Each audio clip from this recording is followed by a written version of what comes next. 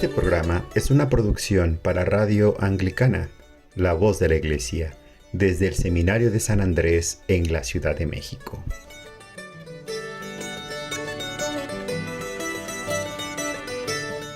Hola, les saluda el reverendo Efrén Velázquez desde México, continuando con nuestro programa La historia de la comunión anglicana. En esta ocasión nuestro tema será la Iglesia celta y sus santos.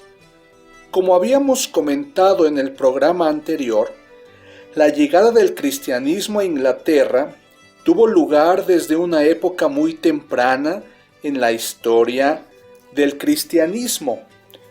Como sea que haya llegado el cristianismo a Inglaterra, sabemos que la difusión del Evangelio fue bastante amplia entre la cultura celta que vivía allí. Mucho de esto es narrado en el libro titulado Historia eclesiástica del pueblo inglés de un autor llamado Beda el Venerable. El cristianismo arraigó rápidamente entre los celtas porque encontró un terreno fértil y ya preparado, por así decirlo, por la cultura precristiana de esos pueblos, con las cuales tenían mucho en común. Por ejemplo, 1. Los celtas tenían un fuerte sentido del mundo sobrenatural y de la vida después de la muerte, lo que en el cristianismo llamamos vida eterna. 2. La cercanía de sus dioses que se involucraban en su vida diaria, adorados en grupos de 3. En el cristianismo, esto hace alusión a la Santísima Trinidad. 3. Creían en la eternidad de sus dioses, representándola en forma de círculos y figuras trenzadas sin principio ni fin, es decir, el mismo concepto que el cristianismo tiene acerca de Dios. Dios el Señor es eterno. La cristiandad se arraigó fácilmente entre los celtas. Fue aceptada y se expandió rápidamente. A diferencia de los demás europeos, ellos no sufrieron de problemas religiosos internos, por lo que la mayoría de los santos celtas lo fueron no porque hayan sido víctimas de martirio, sino porque dedicaron toda su vida al anuncio del Evangelio, buscando la sencillez tal como Cristo lo pidió. Es precisamente la sencillez, humildad y santidad personal lo que destacó a la Iglesia celta, además del servicio a los pobres como la máxima aspiración que esos cristianos buscaban. Los cristianos celtas buscaban a Dios en cada parte de su vida y le confiaban la misma a Él, por lo que las comunidades monásticas y los predicadores nómadas eran comunes entre ellos. De ahí que durante mucho tiempo fueran los abades y las abadesas los amigos espirituales del pueblo cristiano. De este modo, muchos cristianos formaron monasterios de hombres, mujeres y mixtos, con grandes líderes que alentaban al pueblo a buscar su propia comunión con Dios. Entre estos líderes encontramos a personajes tales como San Patricio, San Ninian, San Cuthberto, Santa Brígida, San Columba, entre muchos más. San Patricio fue obispo de Irlanda. Él inició por todo el país una incesante tarea misionera de conversión que continuó hasta su muerte. Acudió primero a los reyes locales y mediante ellos a sus tribus, a medida que cristianizaba la religión pagana. Patricio erigía iglesias en los lugares considerados sagrados por los celtas. La tradición dice que San Patricio explicó el misterio de la Santísima Trinidad con un trébol que crecía en la isla. Murió en el año 461.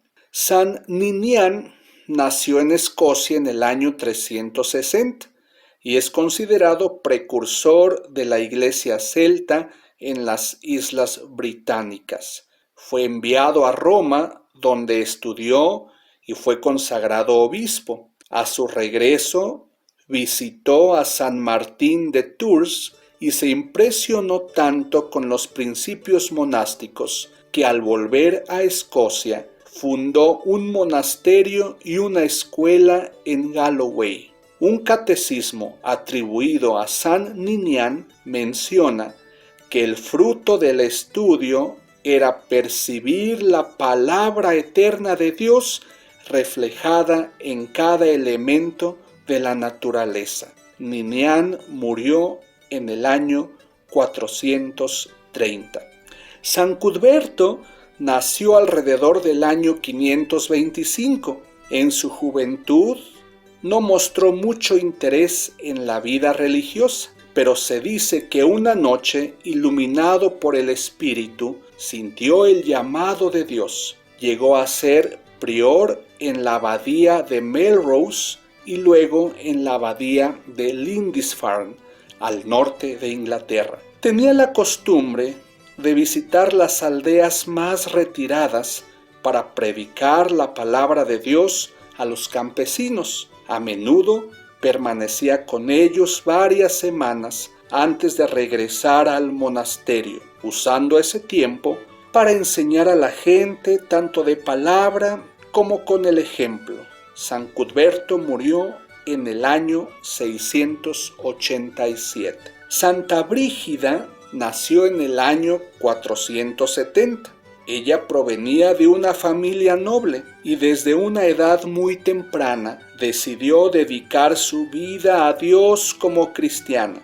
Ella fundó un convento mixto en un lugar llamado Kildare. Participó activamente en las decisiones de la iglesia celta. Una historia cuenta que recibió la ordenación al episcopado, cosa que puede reflejar la autoridad de jurisdicción que poseían las abadesas en aquella época. Murió en el año 523. San Columba nació en el año 521 en Irlanda. Ingresó a la vida monástica, realizó varios viajes misioneros e incluso antes de ser ordenado presbítero ya había fundado 2 monasterios. En uno de sus viajes llegó a la isla de Iona, en donde predicó y bautizó a varios nativos del lugar, fundando un monasterio que se convertiría en el centro de la conversión de los pictos.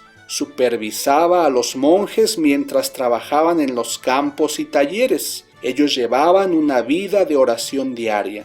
San Columba gobernó el monasterio de Iona durante 30 años y, según la historia, murió pacíficamente mientras copiaba el Salterio en el año 597.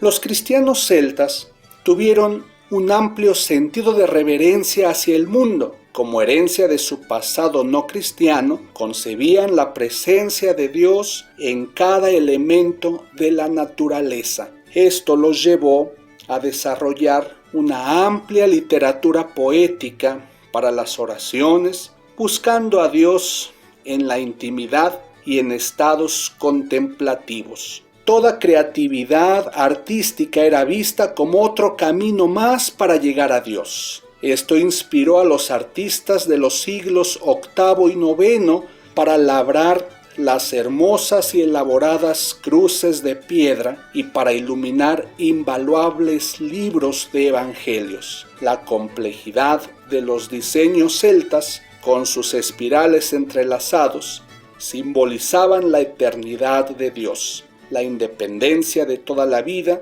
y sobre todo el inagotable amor y la búsqueda de Dios. Nos vemos en el próximo programa.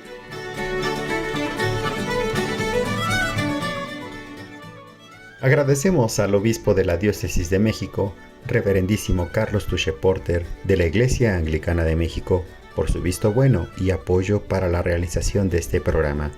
Agradecemos al equipo de producción de las parroquias de Santa María Virgen y de la Resurrección de la Diócesis de México. Y también gracias a Radio Anglicana por ser un espacio de comunicación común para la comunidad hispana en el mundo, por el cual hemos podido llegar hasta ustedes. Los esperamos la próxima semana en este mismo horario, en la siguiente emisión de nuestro programa Historia de la Comunión Anglicana. Bendiciones.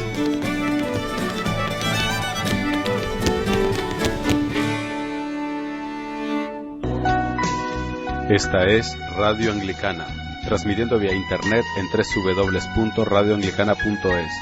Descarga nuestra aplicación para Android y iPhone.